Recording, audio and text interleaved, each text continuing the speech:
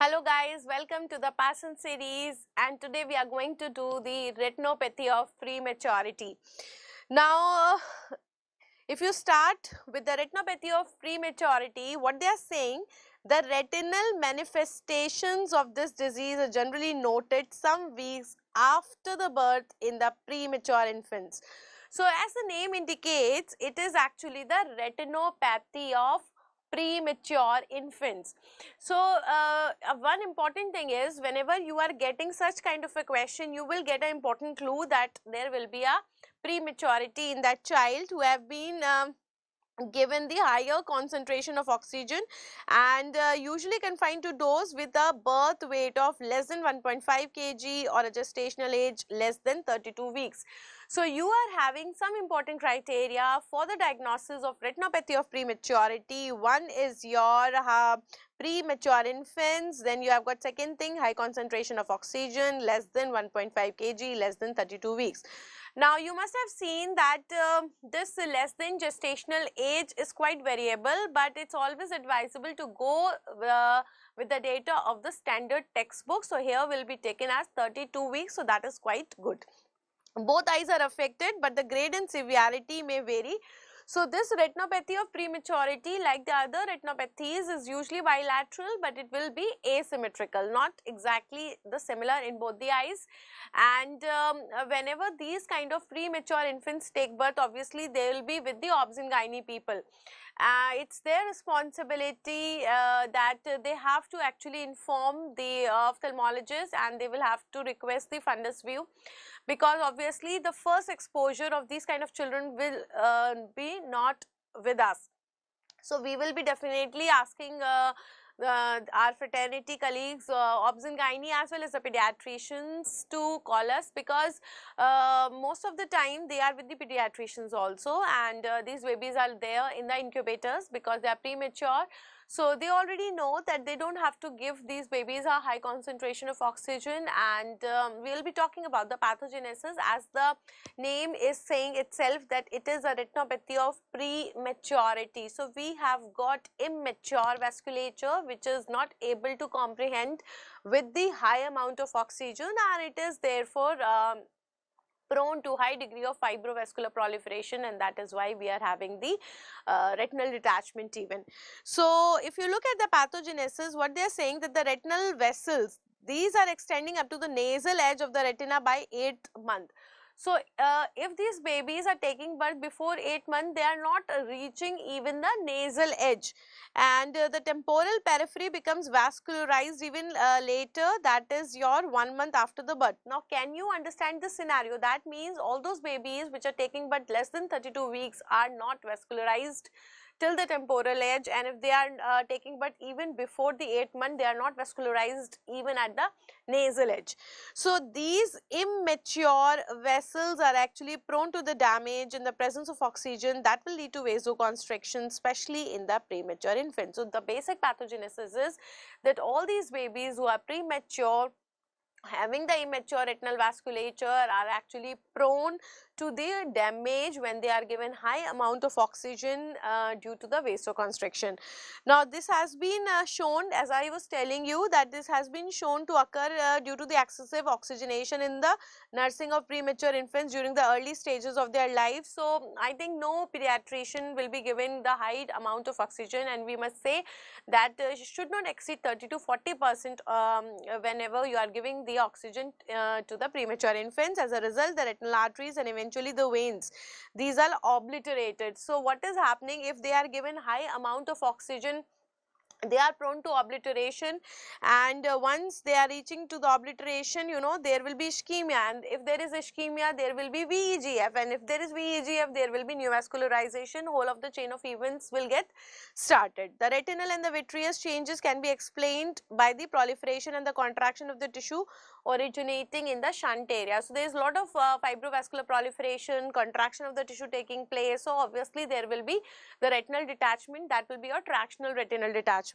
The detachments are typically the tractional detachments, and their form depends upon whether the shunt area is anterior, equatorial and the posterior, because they are creating a traction and detaching that area. What will be the type, okay, that will depend whether the shunt area is anterior to the equator, posterior to the equator, or it is exactly the equatorial. The earliest signs are very important. The earliest signs that you are getting in the ROP is a dilatation of the veins and appearance of hazy white patches in the periphery of the retina. That is actually showing nothing but the proliferation into the vitreous. So the first sign that you get in ROP is the dilatation of veins, and slowly and gradually you will also have the appearance of haziness. These are the whitish patches due to the fibrovascular proliferation. There will be formation of new vessels in the retina, and this will be followed by the development of the fibrous tissue. And what happens, this when fibrovascular proliferation is taking place, it leads to a formation of a continuous fibrous mass.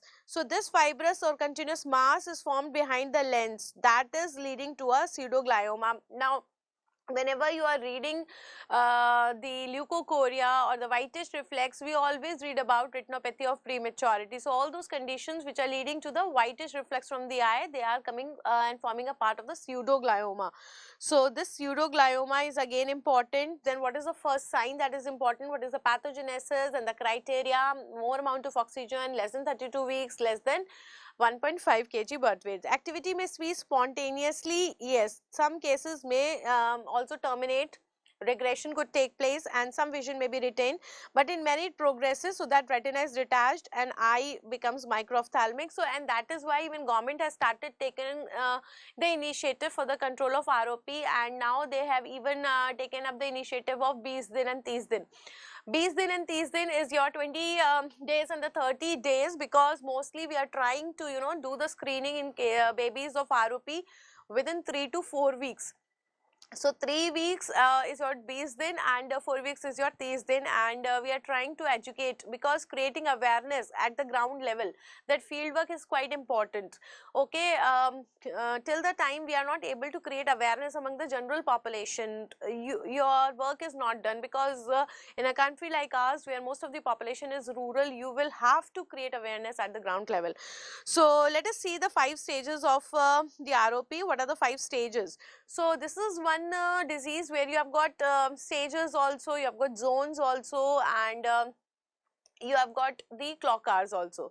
So first of all, we'll take the stages. Stage 1 is a discrete line of demarcation. So what is this demarcation? Demarcation is between the healthy vascular retina and the avascular retina. So this I'll be doing with the line. So it is separating the immature avascular retina from the mature vascularized retina. So it is nothing but a thin grayish line concentric to the ora serrata with some abnormal vessels present posterior to it. So initially when it starts just with a thin line, that is a grayish line which is generating between the vascular retina and the avascular retina. So that is called as a demarcation line. Now slowly and gradually it will go into the stage 2. What is this stage 2? It is transformed into an elevated ridge. Now this line has been elevated and it has formed a ridge. This ridge is actually vascularized and some neovascular tufts can be seen posterior to it. Earlier it was just a line, so like if I draw a line over the paper, that is a demarcation line. Then after that, what is happening, it has been elevated. When you do this hammering, it is elevated on the other side. So something like this, it is actually elevated, and over this we also have development of the neovascularization tufts. So early neovascularization has started, and when it moves to the stage 3, we have got frank fibrovascular tissue over this with the extra retinal neovascularization. You have got even the tortuous dilated retinal vessels, and from these vessels even hemorrhages are common. So a whole lot of neovascularization is there, which can go and form the dense vitreous hemorrhage, and this dense vitreous hemorrhage can lead to the tractional RD. So first there is a tractional RD, and finally it will go to the total retinal detachment. So how actually it progresses and why it progresses, what is the basis and what are the risk factors? These are the different things. The risk factors were the prematurity, less than 32 weeks, less than 1.5 kg, prone to high amount of oxygen. Pathogenesis was your immature retina. Why immature? Because I told you nasal retina, nasal periphery tak it will come by 8th month in temporal periphery, even 1 month after the birth. So obviously all those babies taking but less than 32 weeks will not have this. Immature retina prone to obliteration, more amount of ischemia, more amount of VEGF, more amount of neovascularization. So when it starts, there is a clear-cut line, demarcation line that actually develops between the vascular retina and the avascular retina. Then it develops a ridge. Then we have got the neovascular tufts over it. After the tufts are developed, then we have got frank neovascularization, we have got tractional RD, and eventually it leads to total RD. So I think this is a very important cause that can lead to blindness in the small babies. Alright, now if you see here, this is you can see this area. If you can see this area, here you have got a fibrovascular front. You cannot see any demarcation line, but this front is there. Can you see? This neovascular front is there. So this kind of fundus you are expecting in a case of retinopathy of prematurity. Now see this, here you can see the laser spots in the avascular retina. So we have given this laser spots in this area in the avascular retina you are doing, which is anterior to the ridge. Where is the ridge? Can you see? This is your ridge. So this ridge is between the healthy one. This is your vascular retina, and this area is your avascular retina. We had a ridge, and in the avascular retina we are giving the laser spots. All right. Now there is one more term that we use here, that is your plus disease. Plus disease is actually the progressive vascular incompetence, and what is the most prominent manifestation? It is the presence of the tortuous retinal arteries and the dilated veins in the posterior pole. So there is a important mnemonic that you can learn for this. We have got TAVE. Plus disease means we have got TAVE, tortuous arteries and the engorged veins. You can simply say it is the tortuous arteries and engorged veins that are found in this area. And whenever you have got the plus disease, this indicates the activity with the potential of to progress rapidly. So if the person or if the baby is showing the plus disease, that means the disease activity is very, very high. In 80% of the cases, now again an important thing, in 80% of the cases it resolves spontaneously with the restoration of the normal vascularization. Most of the times, 80% means most of the times, as the child matures, we have got everything set automatically, normally it is resolving, while the rest will develop some sequelae. So some sequelae may develop like myopia, temporal vitreoretinal fibrosis with the dragging of the disc, partial or extensive retrolental fibrovascular tissue. We can have even secondary angle closure glaucoma and the total RD. So these are the important sequelae. See, these kind of things you can get in your all except MCQ also. What are the sequelae of ROP that you can get? Retrolental fibroplasia actually is another name of the ROP, and it has been reserved for the non-acute late cicatricial changes that are occurring in severely affected infants. So if suppose in leukocoria or in the pseudoglioma, they are giving you the word retrolental fibroplasia, then it is one and the same thing. You must know this. Then coming to the management part. Now, first of all, you know, prophylaxis is always better than cure. So, prophylaxis is the most important thing. All the babies who are less than 1500 grams, who are less than 32 weeks, they should actually be screened with the indirect ophthalmoscopy. And even the instrument is important because you are interested in the periphery. So, you have to do the indirect ophthalmoscopy. What is the gestational age? It is actually 32 to 36 weeks post conception, because this is the time where the vascularity is taking place. 32 weeks per nasal edge, 36 weeks per temporal edge. So this is the period where you should do the screening. And in the management of the premature infants who are less than 1200 grams, okay, you have to even take out the O2 levels from the umbilical artery, and if you are having a levels of 50 to 100, then this is regarded unlikely to produce the constriction of the immature retinal vessels. So all those levels which are less than 50 are considered to be more high risk, and they can actually lead to the constriction of the immature retinal vessels. But if it is more than 50, then it's unlikely. Before the child is discharged, the temporal periphery of each of the retina should be examined again with the indirect ophthalmoscope to see if there is any threshold disease. Suppose you are discharging the patient, but always look for the temporal edge, because temporal edge will come with 36 weeks. So you should always rule out the threshold disease. Now, what is this threshold disease? Threshold disease means you are having a ridge with extra retinal fibrovascular proliferation proliferation and the posterior venous dilatation and the arteriolar tortuosity. You have to look for the signs of plus disease, that is your tortuous arteries as well as engorged veins, in order to be sure that this patient will not go into the threshold disease. In minor signs of ROP are noticed. Now what you have to do, see, whenever you are doing the management does not mean only treatment. Management means all those things that you have to do. At what stages you have to treat, at what stages you have to screen, and at what stages you have to just follow up. So if you are having just the minor signs, then you have to examine it. Okay, you have to just repeat the examination at the age of 1, 3, 6 months and every 4 months up to the age of 4 years, with the aim of diagnosing any early holes or localized detachment. So what is the follow up ages? 1 month, 3 months, 6 months, and then every 4 months till the age of 4 years. Treatment, as far as the treatment is concerned, it is a photocoagulation or the cryotherapy of one eye considered when definitely progressive plus disease or bilateral proliferative lesions are noted. So when you are very sure that you will have to give the treatment, either you are having bilateral proliferative disease or even one eye is having the plus disease, you have to do the laser photocoagulation up to the ora serrata. The presence of mild intravitreal neovascularization warrants the delay in the consideration of photocoagulation therapy, since the spontaneous resolution occurs in high percentage in 80%. Now if you are having just a mild neovascularization, then you can even delay the treatment, because they are saying 80% will show the spontaneous resolution. Once the condition is fully developed, visual prognosis is poor, treatment is also ineffective. The removal of the fibrous mass, if I want to remove that fibrous mass, then I will have to do the lensectomy as well as vitrectomy. Now why?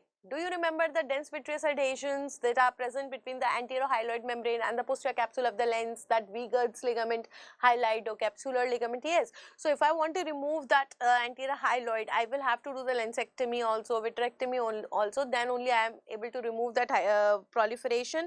And as far as the role of anti-VEGF injections is concerned, that is under evaluation, and you do not have any 100% foolproof results that they do help, but theoretically speaking they must be helping, because VEGF is definitely involved in the cases of the ROP. Now one thing that they have not mentioned here is the extent of ROP and the zones of ROP, but because we are talking about the ROP, we must go through it. So what are the zones of ROP? So if you see, suppose this is your fundus area here, and this is your optic disc area, and here is your the fovea. Okay, so what is happening, we have got 3 zones in cases of ROP: zone 1, zone 2 and zone 3. So we already know that if you look at the distance between this, the fovea and the optic disc, then this is 2 times the optic disc diameter, that is your 3 mm, because one optic disc diameter is 1.5 mm, so 2 times. So you take this and you have to multiply it by 2. So 2 times that area will make your zone 1. So this if you multiply it by 2, you will get your zone 1. 2 times the area between the optic disc and fovea will make your zone 1. Okay, so this is concentric to the concentric to this diameter. Now if you take the outer edge of the zone 1 and you go towards the nasal ora serrata, towards the optic disc is your nasal ora serrata. So if I am taking this as the outer edge and you are making a one concentric zone, something like this, then this will be your zone 2. Then this will be your zone 2, and this zone 2 actually should come up to the nasal area. So this area will come up to the nasal ora serrata, something like this. Okay, and whatever is your left area, suppose your left area is this one. See, can you see this temporal edge which is left? Okay, outer to this. So the temporal edge which is left, this will be your zone 3. So now you have clear cut. Can you see, this is your zone 1, then you have got concentric area, this is your zone 2, and the outer temporal area will be your zone 3. So obviously closer it is to the optic disc, more risky it is, and whenever we say that it's a threshold disease, it will be towards the zone 1. Then there is something called as the clock hours. You can also define the clock hours here, like this is your 12 o'clock, 6 o'clock, 3 o'clock, and we will have 9 o'clock. So you will tell how many clock hours are involved, and if you have got 5 continuous areas which are involved or 8 non-contiguous areas which are involved, the clock arc areas, then again it will be considered as a threshold disease. So you should be very clear that you have got 3 things in cases of ROP. One is the stages, second is your zones, and third is your clock arcs. Clock arcs will give you the extent, the zones will give you how much severe it is, and demarcation will give you that how much progressed, how much ROP has been progressed. Then you have got certain more things, like we have got the plus disease, which will show you whether it's a pre-threshold disease or it's a threshold disease. And as far as the screening is concerned, now again they have not told you the definite time of screening. They have just said that it is between 32 to 36 weeks post conception, and they say that it should be done by the indirect ophthalmoscope. Now what if they are asking you specifically? So specifically, see, I can divide these babies into two categories. One who are less than 28 weeks according to the latest guidelines, less than 28 weeks and equal to or more than 28 weeks, because you know now the period of viability has been lowered from 32 weeks to 28 weeks. So we will be talking in terms of that. So we have got less than 28, more than 28, and those which are more than 28 can be classified on the basis of the weight less than 1.7 kg. Okay, these criteria have been little what changed and modified. So now you have got 3 things. Okay, one is this, second is this, and third is this. So this is within 2 weeks, this is within 3 weeks, and this is within 4 weeks. So maximum it is, you know, 2 to 4 weeks of birth that we have to do this screening by the indirect ophthalmoscope. And this is your 20 days approximately, and this is your 30 days, and that is why it is called as the B's din and T's din. So maximum within 2 to 4 weeks all the babies should be screened. So this was about the ROP from our special book Parson's Diseases of the Eye, and we have covered all the questions that could be asked along with the stages, the zones, the extent, the screening, the risk factors, the pathogenesis, and the treatment modalities, when to do follow-ups. I hope you enjoyed the session, and you are reading the Parsons along with me. I am trying to release different sections of the Parsons under the different headlines so that you can easily finish up your book at the fastest pace as early as possible. And I hope you are enjoying these sessions. I am enjoying a lot teaching to you. Yes, it becomes, you know, hectic sometimes, so I am not able to come up sometimes at the desired time and specified time, but definitely I am trying to bring more and more units of the Parsons so that we can complete the Parsons as early as possible. Thank you and happy ophthalmology.